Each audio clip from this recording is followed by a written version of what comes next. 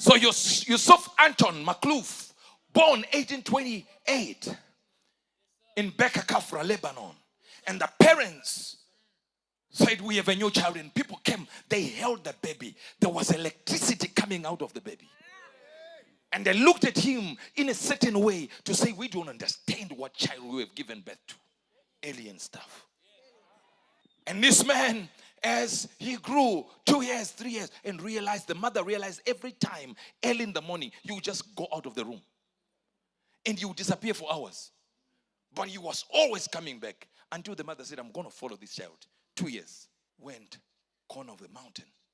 He gets into a small cave. And he's moving around. And he gets in there, he removes his small jersey the mother knitted together and puts it on the ground. 2 years. And he's kneeling down. Hours with his head on the ground. 2-year-old. And the mother waited. Hid around the rock. He goes back home. She runs back and receives him like she never saw what was happening. Every day, she did it for a weekend, realizing that's where the boy goes. Until he grew up and they knew something was wrong. They put him in a monastery as a monk. He got in there because in those days, the Roman Catholic is the church. They knew. And I put him in there. And the monks would play jokes on him. And one day they took one of his lamps and filled it with water. And they said, Olaf, he thinks he's holy. He just stays alone, doesn't do anything. They watched him as he lighted that lamp. And they were laughing at him. Before he knew it, the whole room was light. No oil, just water. 1909. Are you with me? 1909. Hello. He died 1898. 1909. They are moving, cleaning the cemetery, and they see light around his grave. They say, what is it? They went there and they realized light is coming through the soil. And they said together as a monstrel, what should we do to this grave? They said, let's dig up, let's see. Something is wrong. Somebody is playing jokes with us. Dug it up. Remember, there's no electricity like you have now. So they know something. There can't be a lamp. They opened because they buried him with no casket. They dug up the grave and found his body intact. And oil is coming out. I said, what? Oil is coming out. And they took the oil and they took it to the monastery. And when they got there, they realized, what should we do with this? And one person who touched it by mistake, who was sick, got healed immediately. Now, see, we're talking. One paralyzed lady used that oil. I have a photo. That's the paralyzed lady who used the oil. No. Not only that. He even came back. Listen. Way back there. Operated someone. There's even a mark there. No. Put the third one. Do you see this photo of this woman? She was being prayed for in a car park by the same man 118 years after he died. Yet there is a photo there. Okay. Let's continue with this thing. How did this woman turn out to be here?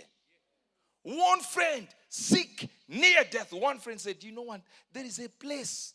There is a man who used to heal the sick. People go there to his grave and they just pray there.